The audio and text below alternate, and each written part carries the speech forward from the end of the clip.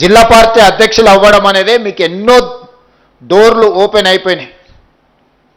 నన్ను కలవాలన్నా, లేకపోతే పిసిసి అధ్యక్షుని కలవాలన్నా, లేకపోతే సచిన్ సావంత్ గారిని కలవాలన్నా, ఏఐసిసి సెక్రటరీ గారిని కలవాలన్నా మీరు జిల్లా పార్టీ అధ్యక్షులు కాకపోతే మీకు అంత సులువు కాదు.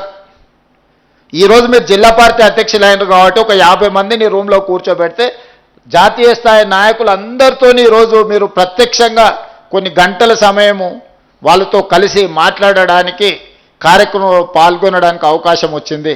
జిల్లా పార్టీ అధ్యక్షుడు అనే పదవి చాలా డోర్లు కాంగ్రెస్ పార్టీలో ఓపెన్ అయిపోతాయి. రేపు పొద్దుగాల ఇదే రూమ్లో రాహుల్ గాంధీ గారు వచ్చి కూర్చుంటారు, రేపు పొద్దుగాల ఇదే రూమ్లో మల్లికార్జున్ ఖర్గే గారు వచ్చి కూర్చుంటారు, రేపు పొద్దుగాల ఇదే రూమ్లో శ్రీమతి ప్రియాంక గాంధీ గారు వచ్చి మీతో మాట్లాడతారు. కాంగ్రెస్ పార్టీ అధ్యక్షుడు అవుతే జాతీయ నాయకత్వం మొత్తాన్ని మీరు ప్రత్యక్షంగా కలిసి వాళ్ళతో మాట్లాడడానికి, మీ అనుభవాలను లేకపోతే మీ ఆలోచనలు పంచుకోవడానికి ఇది ఒక అవకాశం. ఈ అవకాశాన్ని మీరు సద్వినియోగం చేసుకోకుండా అక్కడ వెడ్మ బొజ్జున్నాడు, ఆయన ఎమ్మెల్యే అయిండు. నేను ఆదిలాబాద్లో నాగోబా జాతరకి వెళ్ళినప్పుడు ఆయన ఒక సామాన్య కార్యకర్త అక్కడ ఆ గుడి దగ్గర కొన్ని ఏర్పాట్లల్లో చాలా యాక్టివ్గా కనిపించిన. ఆయనకేం పెద్దగా నాకు తెలిసి కాంగ్రెస్ బ్యాక్గ్రౌండ్ ఏం లేదు. ఏందో ఆయన బ్యాక్గ్రౌండ్ అంటే వాళ్ళ తల్లిదండ్రులకు ఒక ఇందిరమ్మ ఇల్లు ఇచ్చిరా, ఆ ఇంట్లో ఉంటారు, గదే ఆయనకున్న బ్యాక్గ్రౌండ్. కానీ క్రియాశీలకంగా కనిపిస్తే ఎవరో ఆ పేరు కనుక్కొని ఎవరికో చెప్తే పేరు రాసుకుంటే తర్వాత పిలిపించి ఓ చిన్న బాధ్యత ఇచ్చి అక్కడి నుంచి ఈరోజు ఎమ్మెల్యే టికెట్ ఇస్తే ఎమ్మెల్యే అయ్యండి. కాంగ్రెస్ పార్టీ బీఫామ్కున్న బలం అలాంటిది. ఏమీ లేదు వాళ్ళకి. ఆయన ఎమ్మెల్యే అయ్యేటప్పుడు కూడా ఇందిరమ్మ ఇల్లే ఉంది. కాబట్టి ఇక్కడ ఉన్న వాళ్ళకి ఏమైనా ఉండొచ్చు, చాలా వాళ్ళు డబ్బులు ఉన్నోళ్ళు ఉండొచ్చు, డబ్బులు లేని వాళ్ళు ఉండొచ్చు, లేకపోతే కులం ఉన్నోళ్ళు ఉండొచ్చు, కులం కొంచెం చిన్న చూపు చూస్తారని బాధ కలిగేటోళ్ళు కూడా ఇక్కడ ఉండొచ్చు, నాకు తెలియదు. అన్నిటికీ మించిన కాంగ్రెస్ పార్టీ అధ్యక్ష పదవి మీ దగ్గర ఉంది, అది అన్నిటికంటే విలువైంది.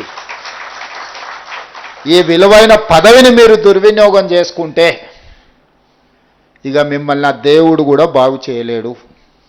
ఈ పదవిని పొదుపుగా వాడుకొని, పదవిని ప్రజల కోసం వినియోగించి, పదవిని కార్యకర్తల్ని సమన్వయం చేసుకోవడానికి వాడుకుంటే మీరు ఎమ్మెల్యేనో, ఎమ్మెల్సీయో, ఎంపీయో, మంత్రో, ముఖ్యమంత్రో ఏ స్థాయికైనా మీరు ఎదగడానికి ఇది ఉపయోగపడుతుంది. ఇది తొలిమెట్టు మీ రాజకీయ జీవితంలో.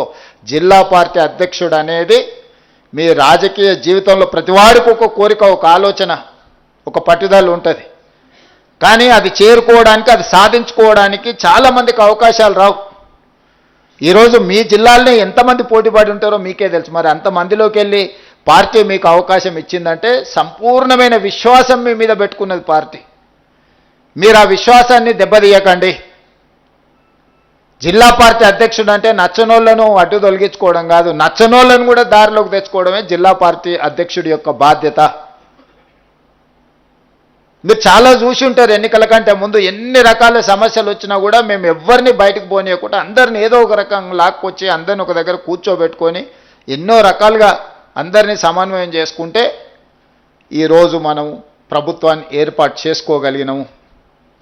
ప్రభుత్వం ఏర్పాటు చేసినప్పుడు మన మెజారిటీ 2%. 4 నెలల తర్వాత జరిగిన పార్లమెంట్ ఎన్నికలలో మిగతా పార్టీ కంటే మన మెజారిటీ 4%.